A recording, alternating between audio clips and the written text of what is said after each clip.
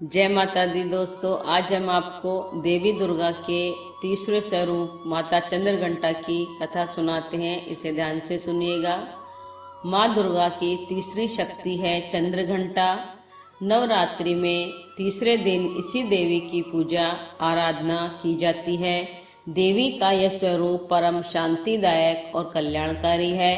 इसलिए कहा जाता है कि हमें निरंतर उनके पवित्र विग्रह को ध्यान में रखकर साधना करना चाहिए। इस देवी के मस्तक पर घंटे के आकार का आधा चंद्र है, इसलिए इस देवी को चंद्र घंटा कहा गया है।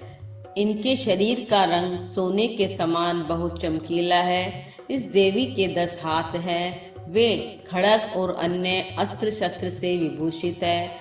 सिंह पर सवार इस देवी की मुद्रा युद्ध के लिए उद्यत रहने की है। इसके घंटे की भयानक ध्वनि से अत्याचारी दानव, दैत्य और राक्षस भी कांपते हैं। कथा इस प्रकार है। प्राचीन समय में देवताओं और असुरों के बीच लंबे समय तक युद्ध चला। असुरों का स्वामी महिषासुर था और देवताओं के स्वामी इंद्र थे। महिषासुर ने देवताओं पर विजय प्राप्त कर इंद्र का सिंहासन हासिल कर लिया और स्वर्ग लोक पर राज करने लगा। इसे देखकर सभी देवतागण परेशान हो गए और इस समस्या से निकलने का उपाय जानने के लिए त्रिदेव ब्रह्मा, विष्णु और महेश के पास गए। देवताओं ने बताया कि महिषासुर ने इंद्र, चंद्र, सूर्य, वायु और अन्य देवताओं के सभी अधिकार छीन लिए हैं और उन्हें बंधक बनाकर स्वर्गलोक का राजा बन गया है। देवताओं ने बताया कि महिषासुर के अत्याचार के कारण अब देवता पृथ्वी पर विचरण कर रहे हैं और स्वर्ग में उनके लिए कोई जगह नहीं है। ये सुनकर ब्रह्मा, विष्णु और भगवान शंकर को बहुत गुस्सा आया।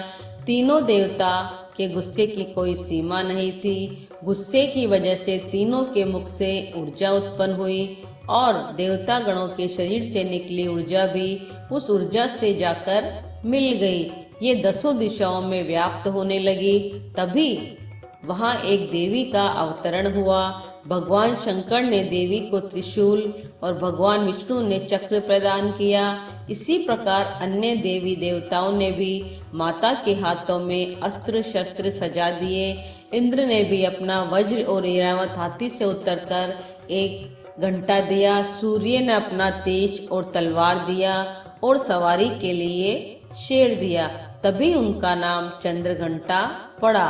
अब देवी महिषासुर से युद्ध के लिए पूरी तरह से तैयार थी। उनका विशालकाय रूप देखकर महिषासुर ये समझ गया कि अब उसका काल आ गया है। महिषासुर ने अपनी सेना को देवी पर हमला करने को कहा।